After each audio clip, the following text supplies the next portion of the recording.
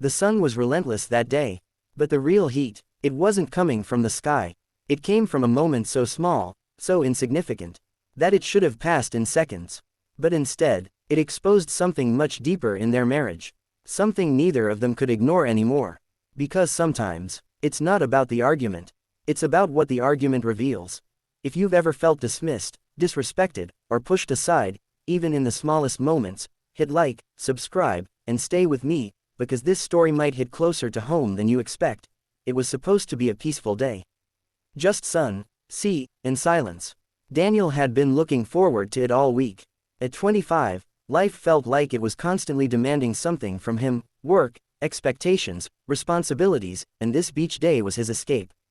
A simple one, a quiet one. His wife, Lena, had insisted they go. "You need to slow down," she had told him the night before. He didn't argue, because lately, arguing had become exhausting. They had been married for 3 years. And somewhere between routines and responsibilities, something had shifted. Not dramatically, not loudly, just quietly. Conversations had become shorter, smiles less frequent, and understanding that had started to feel like effort. Still, they showed up. To life, to each other, to this beach. The heat that day was unbearable. The kind that presses against your skin and refuses to let go. Shade was rare, precious, and when Daniel finally found it, a small cluster of trees, spaced just enough apart to offer relief, it felt like a victory. 2 deck chairs sat beneath them, clearly placed by a nearby resort. He noticed them, of course he did, and he made a decision. "I'm not touching those," he muttered to himself, laying his towel beside them instead. Lena watched him quietly. That was Daniel, careful, respectful, non-confrontational, at least, most of the time. They settled in. Time passed gently. He swam, he read, he relaxed. For a moment, everything felt normal again.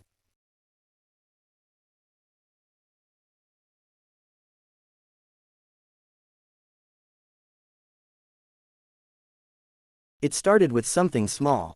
It always does. Daniel knocked his bag over. Sand spilled into it. Annoyed, he brushed it off and, without thinking too much, placed it briefly on one of the empty deck chairs. Just for a moment, that moment changed everything. Minutes later, a man approached.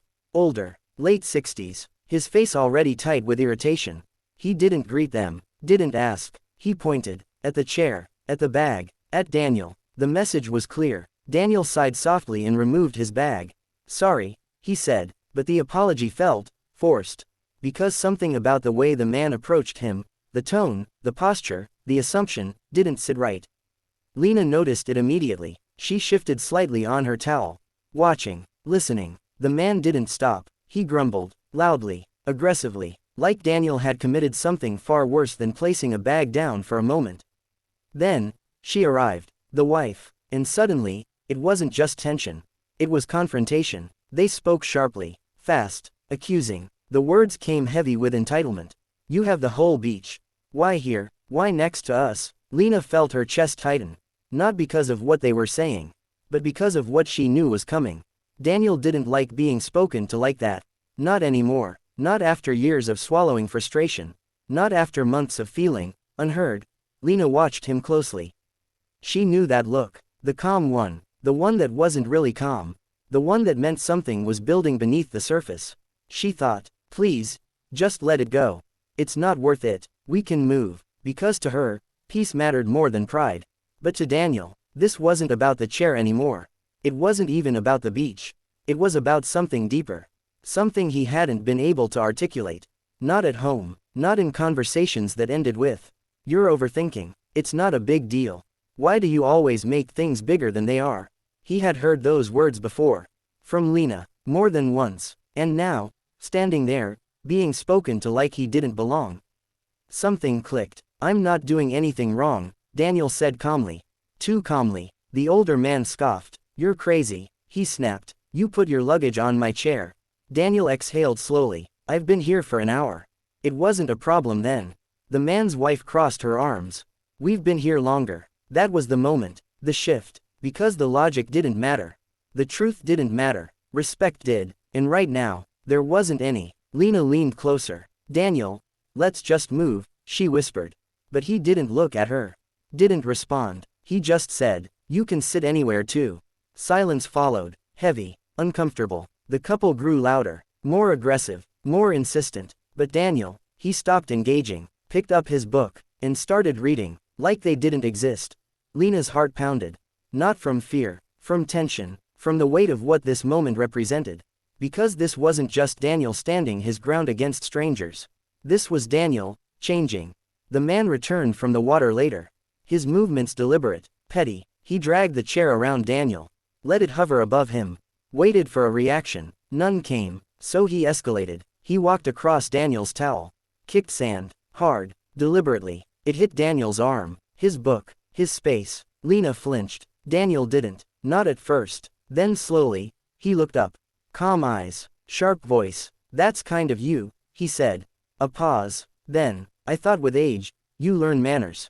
The words landed, heavy. The man froze. Lena held her breath. Daniel added, quietly, "It's embarrassing." Silence. Thick, uncomfortable. The kind that says everything without shouting. Time stretched. 30 minutes passed. Then another. Lena noticed something she hadn't seen in a long time. Daniel wasn't reacting. He wasn't chasing peace. He wasn't shrinking himself to avoid conflict. He was steady, grounded, unmoved, and something about that shifted inside her. Because for so long, she had seen his calmness as weakness, his patience as passivity, but now, she saw it differently. This wasn't weakness. This was control. This was self-respect, and for the first time in a while, she felt something unexpected. Respect. For him, for the way he held his ground without losing himself.